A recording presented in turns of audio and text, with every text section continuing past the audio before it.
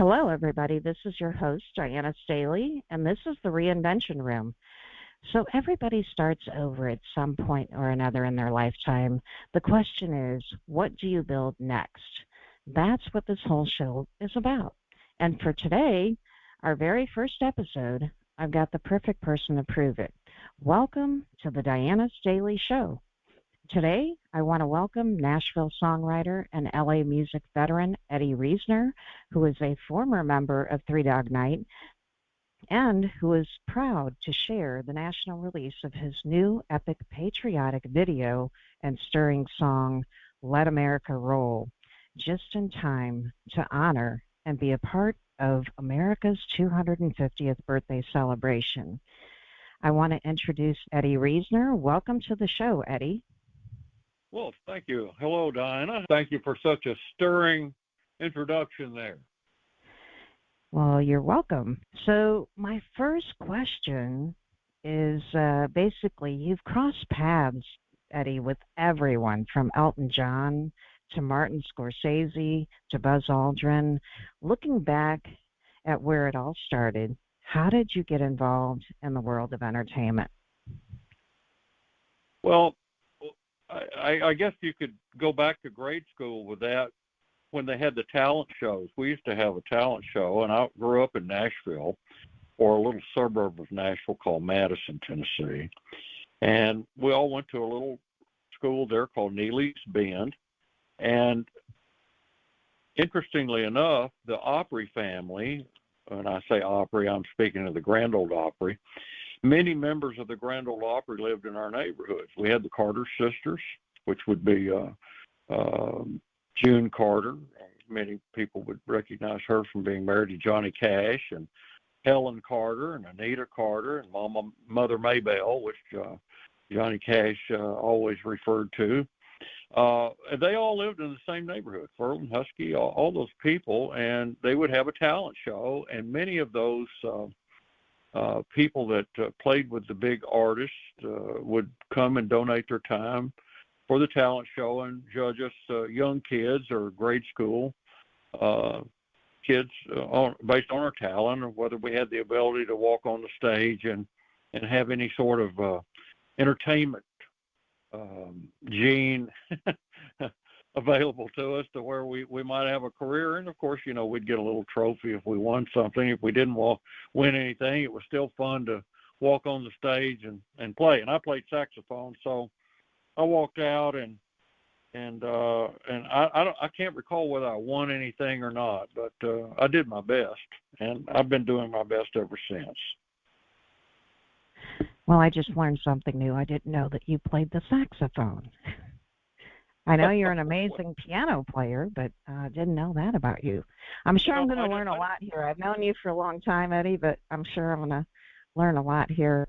So tell us about Elton John, Martin Scorsese, Buzz Aldrin. How did you get from doing the talent shows moving into that level? Well, it was a long journey. It's been a long road with many winding turns, as the song goes.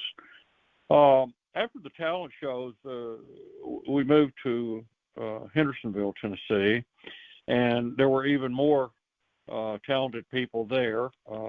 Many of the children of the stars from the Opry, as well as other genres of music, went to school with me. I went to school with Carlene Carter, who was Carl Smith's daughter, with June Carter Cash when he was married to June.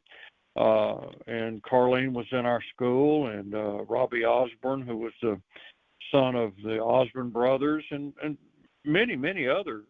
Furlan Husky's son, Danny Husky, the late Danny Husky. But we had a lot of music in our school.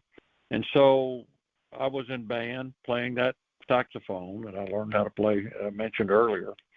And they had a piano in the band room. And one of the features was that some of the kids knew how to play Light My Fire by the Doors. That was a big song on the radio. It was big because Jim Morrison had been on the Ed Sullivan Show, and it had a signature sound, and it was difficult to play. And couple of the guys in the band room figured it out how to play it. Well, needless to say, they had all the girls standing around the piano, so I couldn't be outdone. So I went home and learned how to play that song too.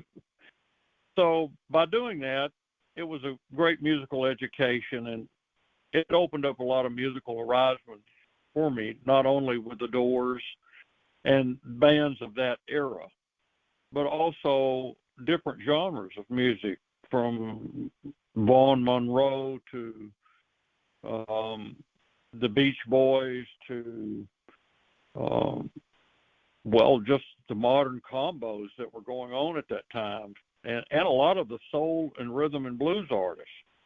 So I lucked up later on and got a job with one of the pop soul bands in Nashville called Can Soul. And I was like, I don't know, maybe 14, 15 years old at that time. And my dad would take me to the audition, and the guy hired me on the spot, and we went down to Chattanooga, Tennessee, and played the Reed House down there. It was a very popular place, and it was interesting because the band had three singers in the very front of the band. It's sort of you mentioned Three Dog Night, who I later played with. Well, this was my early experience of working with three singers out on the front of the stage. And the Broom Brothers, they played everything from Wilson Pickett to Sam and Dave. And so I got a really good education in all different genres of music, and that's really followed me all through the rest of my career. Of course, Nashville, being a songwriter town, is chock-a-block full of talented people and talented songwriters. And later on, when I was on the Grand Ole Opry at the age of about 17 or 18 years old, I was playing piano for a group called the Four Guys, and they were members of the Grand Ole Opry. And they had a dinner club in Nashville called the Four Guys Harmony House. And I was in the house band with a guy by the name of Buddy Cannon. Buddy was our bass player, and Buddy went on later to produce Kenny Chesney along with Nora Wilson, and they had a production company still called Budrow Productions. You may see that on many of your Kenny Chesney albums, as well as other artists that they produce. Buddy's been a hit songwriter, started out writing for Mel Tillis, and so being in a band with a lot of writers, you had to step up your game. It's sort of like playing on a ball team. If you're going to play on a winning ball team that's got potential to go all the way, you got to step your game up. And so I realized early on that from being around guys like Larry Gatlin and the Gatlin brothers, and they would host and become guests on our shows at the Harmony House, as well as working with them at the Opry, that you had to know a little bit about songwriting and be able to do that. In fact, I worked very close with the Opryland group over at Opryland Theme Park in Nashville, and I got to know Roy Acuff. Roy used to come to our performances, and I was playing piano in a show there called My Country, and they had hired me because I had previously been the piano player for a country artist by the name of Leroy Van Dyke. And Leroy had a lot of songs called Walk On By and The Auctioneer, well-known and a great showman. And so I got out of that job hired at Opryland Theme Park and got to know Mr. Acuff pretty well, and ended up writing a song about Roy. And it was one of the first songs that I ever recorded called He's Still the King of Country Music. In fact, I ran across a copy of that someone had gotten and posted a record of that on the internet the other day on YouTube. And so, playing with these different acts, I began to work my way up. Porter Wagner would call me and have me come down and play some sessions with some of his musicians that he had at Fireside Recording Studio. And, you kind of get in and get to know folks. The Mandrells, one of the Four Guys was married to Louise Mandrell, who was Barbara's sister and Earlene's sister. They were just embarking upon the the Mandrill Sisters TV show. So we had a lot of buzz in the club, and we had a lot of music industry people. Buddy Killen from Tree Publishing was there. And so these people kind of began to take notice with some of my songwriting. And but it was really me going from Nashville to Los Angeles later on in about 1984 that gave me a different perspective on my songwriting and a different perspective on the music business.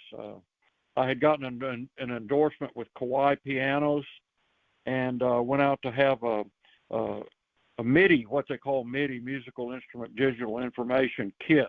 It was all brand new back in the mid-'80s, where you could play something on the piano and it would trigger different sounds of synthesizers in your gear. And I had a big job coming up. I was opening for Conway Twitty at the Swiss Villa Amphitheater in Missouri, in Lampe, Missouri, and I also had an opportunity to open for Charlie Daniels there. So, you know, when you're coming up and an up-and-coming, to be an opening act really means a lot.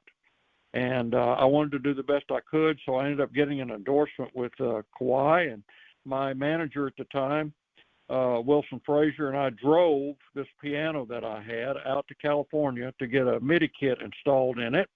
And while I was out there, by a chance meeting, I met Carol Connors, who was one of the songwriters for the movie Rocky. She wrote the big signature song along with Bill Conti and Ann Robbins called Gonna Fly Now. I met Carol, and Carol and I ended up writing several songs together. And it was through that association and meeting that I became exposed to a lot of the Hollywood movers and shakers. You mentioned Martin Scorsese and Elton John. Actually, I met them on several different occasions.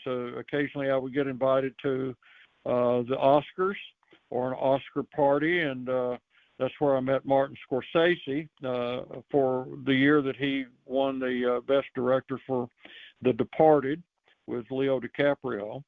And also met Jeff Bridges, and Jeff introduced me to Elton John. So it was pretty interesting. It's been an interesting career. I've met several people, Arnold Schwarzenegger, and you mentioned, I think, Buzz Aldrin. Buzz is probably one of the most interesting people that I've ever known or met, particularly when he was telling me about his landing on the moon with Neil Armstrong. And so that's why on this new video that I have, Diana, the Let America Roll, I've tried to encompass the best of what America is. It's not a partisan song. It's a nonpartisan song. It's really a tribute to the resilience and spirit of the American people. And I've actually got a shot of them planting the American flag on the moon at the end of the video. I kind of want to go back and just kind of mention you've also done some work with like the Weather Channel with the music there, which is a lot different than writing a country song or a rock song, I would say, right?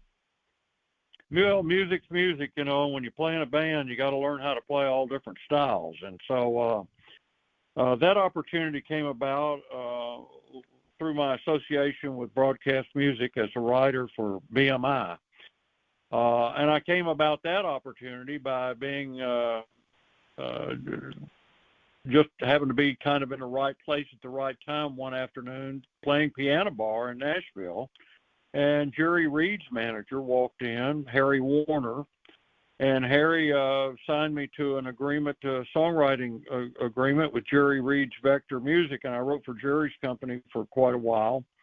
And then Harry and Jerry, after Smokey and the Bandit and some of those great movies that Jerry was in with Burt Reynolds, and Harry went to work for BMI, and so when he went to work for BMI, I would drop by and see him occasionally.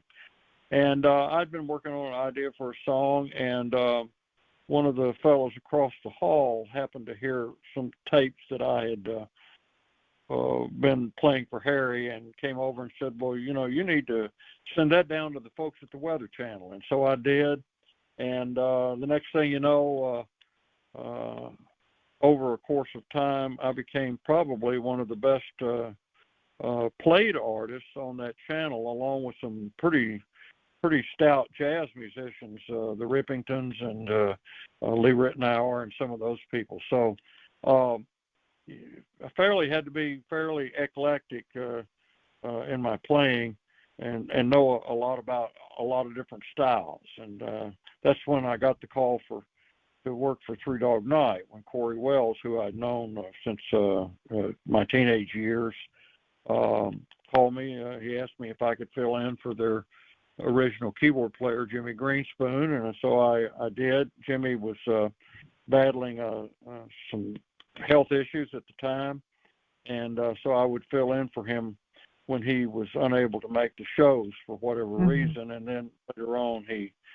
passed and I got the job. So I worked with Three Dog Night with Corey Wells and Dan Hutton for so let me ask you this question. So you've had this legendary career with Three Dog Night, but this new project that you just finished, Let America Roll, feels like a different kind of calling. So when did you realize that your music needed to move from entertaining people to trying to unite them? Because really that's what this song is about uniting the people. So was there like a moment that happened? Well, music is a very uniting thing, you know. Mac Davis wrote, "I believe in music, I believe in love," you know. So,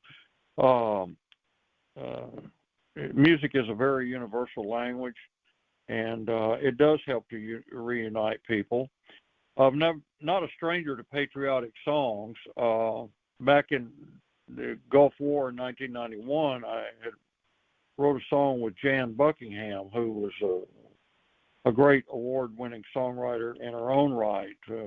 She wrote Moments of Truth for Whitney Houston and several Lee Greenwood cuts.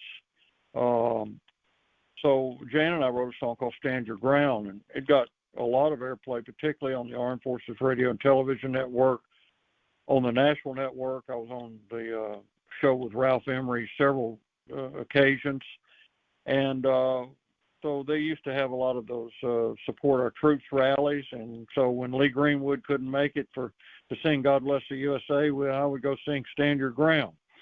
And then, of course, as time went on, I ended up writing We're Americans, Yes We Can, about the same time that President Obama had gotten elected.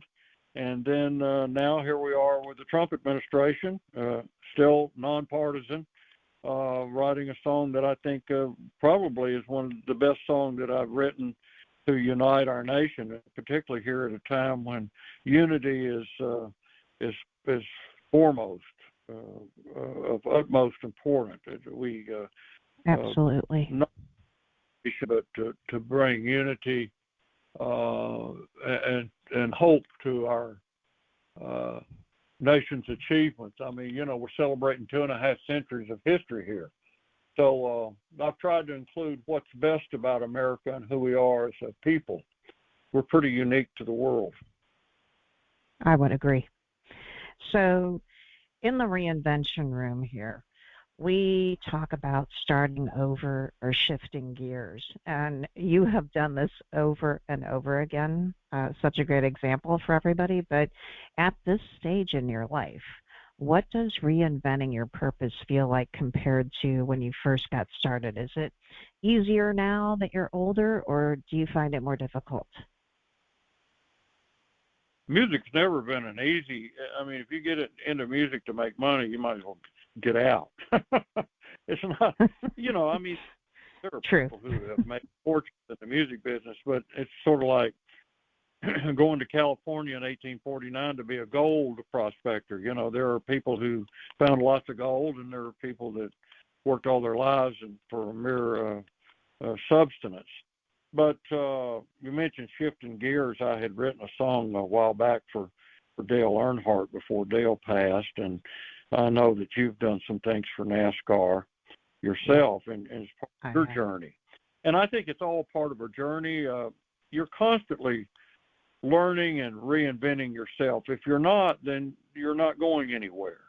So I think you have to constantly be aware of what's going on around you and your surroundings, and know pretty much what your mission is. You may not know all the elements to your mission, and that's where I think your faith comes in. You've got to have this faith that you're doing the Lord's work, because these songs don't come from within you. They come through you. They come from a far greater power. And if you're a songwriter, you know exactly what I'm talking about, because it's sort of like you're listening to God's radio, and all of a sudden you're moving across the dials, and you hit a station and you tune in, and it's very clear for a short time, and when it's clear, you're writing all these lyrics and things are coming to you, and then when it goes away, it goes away. Very true. And so I think you're giving these songs, and you're giving these opportunities, and I think the ring only comes around several times, or maybe once or twice in your lifetime, where you have an opportunity to do something good for the world. I know I mentioned Carol Connors earlier. We wrote a song called "Violence Has No Color" during the O.J. Simpson trial, and Ace Brown picked the song up as the theme for her Nicole Brown Simpson Foundation. Well, that was a golden ring that came around, and we had written a song not only because of the O.J. episode, but because of events in the world when Yitzhak Rabin was murdered. So Violence Has No Color. It was a perfect opportunity for the song, and now we have another perfect opportunity. It's sort of like the perfect storm for this song, Let America Roll, because Todd Beamer, when he was on the flight, he said, "Let's roll." And of course, that inspired me. I think everybody was inspired and welled up with patriotism when the towers fell and when the aircraft crashed there in the field in Pennsylvania and the other aircraft hit the Pentagon. You know, we don't take those things lightly here in the United States, particularly when our sovereignty is being invaded or questioned. So we arise to the occasion. And I think that's what we need now, a song that, like a Let America Roll, that unifies people and really says who we are as a people. I was actually on an airplane. I was piloting a plane in Lexington, Kentucky, and there was only one plane. There were two more planes that they allowed to land before they closed the Lexington airfield. We were the first one, and there was one airplane behind us, and then they closed the airfield, and we couldn't believe what we were seeing. So 9/11 affected us all, and that September did, absolutely. And so I've alluded to that in the lyrics of this song. September touched us all, both the young and the old. That's where that line came from. So okay. I was inspired to write these songs. In the heart of our nation, there's compassion and soul. September touched us all, both the young and the old. Now good must prevail over evil in this world. So there's enduring freedom for every boy and every girl. Well, enduring freedom was the Operation Enduring Freedom that President Bush, George Bush W. talked about. So we've got lots of references to major events in our song. We're all created equal, and that we live, and we are. We're freedom is not to be taken for granted. Our fathers gave much, and that's listed in the song as our fathers gave much, and in their spirit we hold our red, white, and blue with allegiance of gold. We have this beautiful picture of the raising of the flag at Iwo Jima, and that means a lot. And when you stand in front of the Vietnam Wall, and we have pictures of that in this video, you can go see that. And I think people that can understand that our fathers fought for our freedom, which we are enjoying with this conversation and every day. So they did give much. Our forefathers and our recent fathers gave much. And I'm sure that will continue throughout history, as somebody's father right now is in the Middle East. And so they're giving their service to their country, and we want to show our appreciation to our troops and veterans organizations. And it's really important. Yeah. Embrace our so military families. So I'm big on supporting our veterans and our service people in every way. I wanted to ask you this question. So music has this weird ability to kind of bypass the noise. Like when you're stressed out, a lot of times the best thing to do is put on some good music. And when we listen to music, it kind of goes straight to the heart. So how are you using that to kind of bridge the gap between people who feel like they can't even talk to each other anymore? It seems like people have been so disconnected lately. Music is good, but it's better when you have images with it, because Yes. It's sort of like a story. It's like you can read a book, and in your mind's eye, you form this opinion of what's going on with the characters in the story in the book. And then when you go see the movie, sometimes you're taken to another level. You say, well, I remember reading that in the book, but boy, they really brought it to life on the screen. And that's what we try to do with Let America Roll. We've taken these wonderful lyrics, and I think they're wonderful lyrics, not because I was given or they came through me, as I'd mentioned, but they do say what we need the words we need to hear as Americans. And I think when you pair that with the images that we've brought forth, there's an impact there. The comments, we released this on the 25th of June of 2026. And in this short 4-day span, we've had thousands of comments. And most of the comments are, I remember when my dad served, or I remember going to see the Liberty Bell, or I remember when I was in Washington, and I remember when I saw Mount Rushmore, or first time I saw the Pacific Ocean, or, we've got such a vast history of our country, from Lewis and Clark all the way to, landing on the moon and the Artemis mission and all the things that are going on in our lives today. And I think we're always reinventing something. It's true. It's true. We're not living.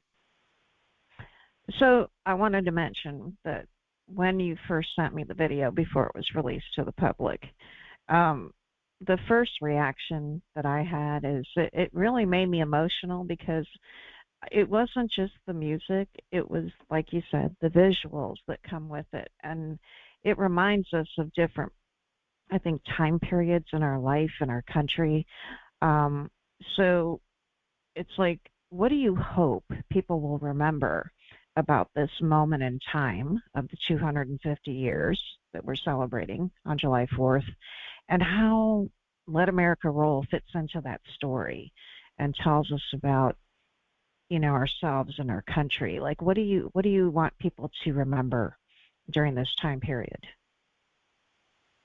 What a great nation we are. If you've ever traveled much abroad, and I have, it's always so wonderful to come home to American soil and see the stars and stripes. It's kind of a musical reminder that we're Americans across generations of Americans. And we have a rich heritage, and I think a bright future. And our country's built upon determination, faith, freedom, and opportunity. So we have an opportunity here to heal our wounds and learn from our past mistakes. We've got a wonderful shot of the statue of Martin Luther King in this video. And, it's not about religion, but it's all about faith, is one of the lines in the songs. And what's right or wrong, and love over hate. We have the right to express and the choice to forgive, for we're all created equal in this land which we live. That's the great thing about America. We are all created equal. Now, there Absolutely.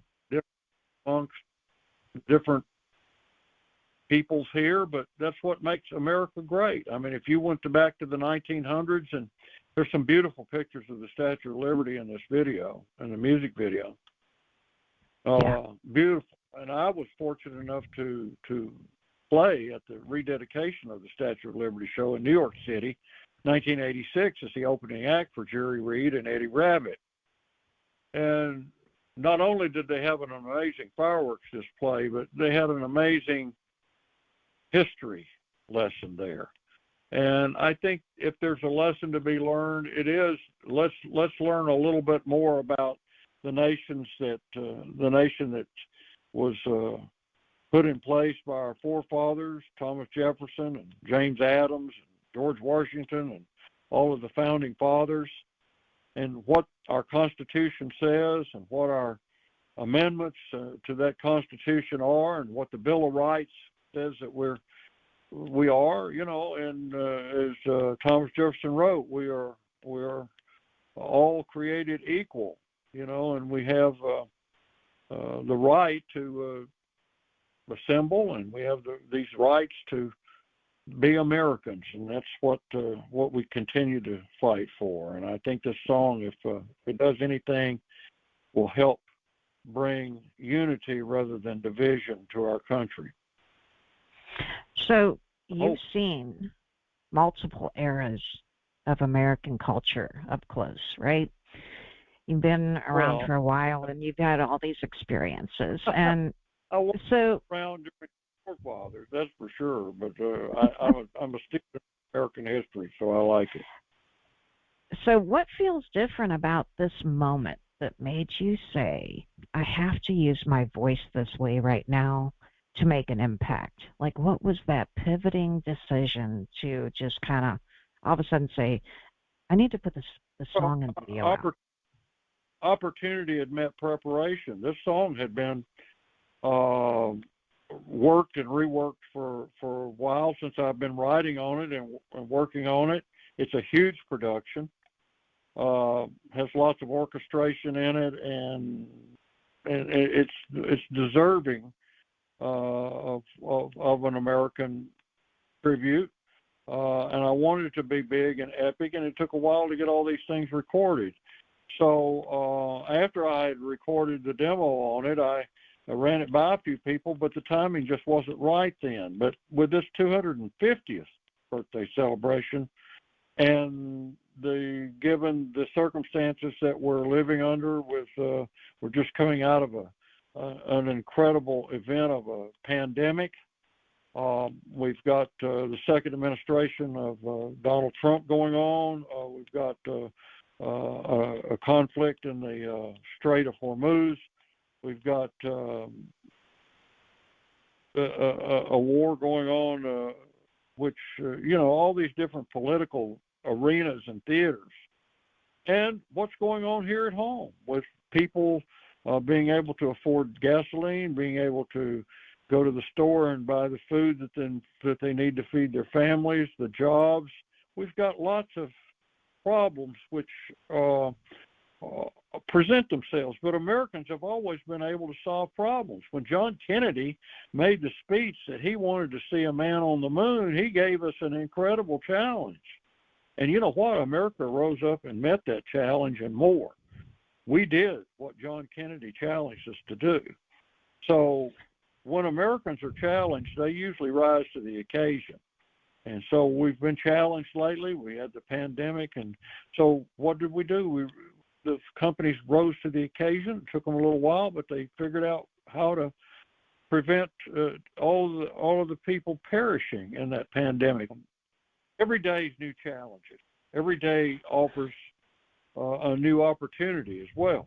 So I think this opportunity has met my preparation. The opportunity is there to unite people with song, and if a song can unite people, and it has proven that it can, music unites people, that we've got a golden opportunity here to bring our country back together. Yeah. So for those people looking for that spark of hope for this country, what do you hope they feel the first time they watch that video and hear that song? Well, everyone has a different heartstring, and I think this song pulls on many heartstrings. And I say that because of the feedback that we've gotten from the people who viewed it on Facebook and YouTube and various places that is currently being offered. And it's free, by the way. So when they see it, they can relate to different experiences. My father served, or I remember how proud I was to be an American when.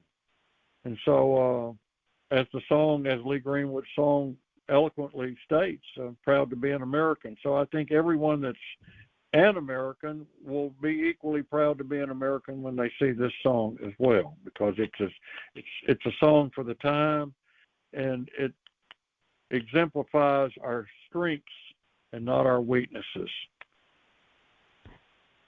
That's beautiful.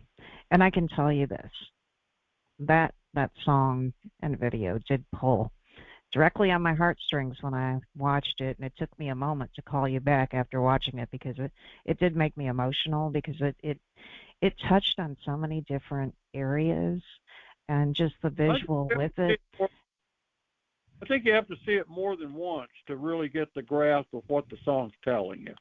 Absolutely. I've had people, well, I really like the hook of the song. It was a sing-along. It was a flag waver. Well, many people you could have 5 people in the rooms and have them all write down what they saw about the video when they watch it, or the song when they heard it. And then when they see the combination of the video and the songs, and it pulls it all together for them. But I bet you would have 5 different answers there. I bet one person would say, I love the Liberty Bell, and one person would say, well, I like the planting of the flag on the moon that you included, or I like the moment to where you were flying around the Statue of Liberty at night, and you saw the Miss Liberty and the torch and the flag waving. I like the fact that you included all different types of Americans, different ethnicities and things that make America great. We've included here. So this is not a song of division. This is a song of unity. Absolutely. And so what do you want to see happen with this video for your legacy and the future of it right now? Obviously, we want every American to see this video, right? Well, that's a dream. That certainly is probably an unachievable goal, that every American should see this, or every American is going to see this. I think every American should see it, but we're going to try to provide it in as many outlets as we possibly can, with the budget that we have to work with. And of course, right now it looks as if the social media platforms are definitely the way to reach more people faster and bring about, the faster you can treat something, the faster you heal. So maybe the faster we can get a lot of people to take a look at this, particularly with the 250th birthday of America coming up on July the 4th here and beyond. We have the elections this year, and then we've got the presidential election in a couple of years. We've got a lot to look forward to, and some things that we've got to be able to come together on and come to some sort of agreement. So if this song can help facilitate healing and bring our America together, we're going to be greater than we are now. So we have to be sovereign. And that is an important message, is the healing part of America, because we have a lot of things that need to be healed and repaired and fixed and changed. And, I think that's always going to be ongoing. And I want to let people know that your video is available on YouTube, but in order to find it easier, just go to Eddie's website at eddiereisner.com, and there is a link at the bottom of that page, and you can go directly to the video and watch it. We're going to include it here in this video at the end of the show and let everybody watch it there. And please share that with everyone that you know. Share that video out. So, Eddie, I want to thank you so much today for sharing about your legacy that you're building and building and building, and all the wonderful stories about how you got started. And we want to make sure that everybody goes to your website and checks out the song and the video at eddiereisner.com.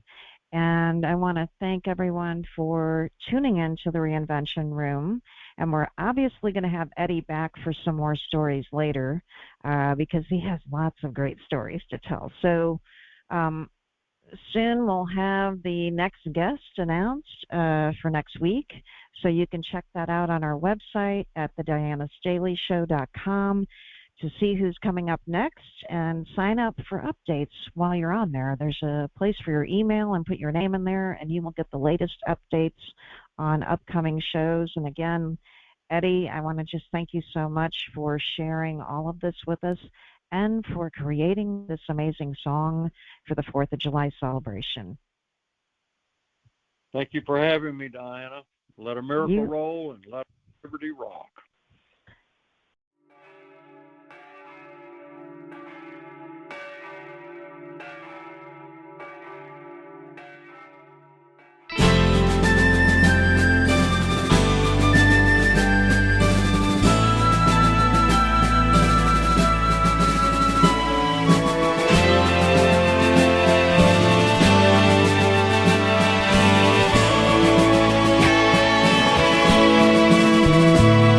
In the heart of our nation, there's compassion and soul. September touched us all, both the young and the old. Now good must prevail over evil in this world. So there's enduring freedom for every boy and every girl. So let a miracle roll, let our liberty rock. Let the sound of freedom ring throughout the world and never stop. Let our colors fly proud all across our land. Divided we're not, 'cause united we stand. Let freedom, let freedom reign. Let freedom, let freedom reign. Well, it's not about religion, but it's all about faith and what's right or wrong, and love over hate. We got the right to express and the choice to forgive, for we're all created equal in this land that we live. Let our miracle roll, let our liberty rock. Let the sound of freedom ring throughout the world and never stop. Let our colors fly proud all across our land. Divided we're not, 'cause united we stand. Our fathers gave much, and in their spirit we hold our red, white, and blue with a legions of gold. Let a miracle roll, let our liberty rock.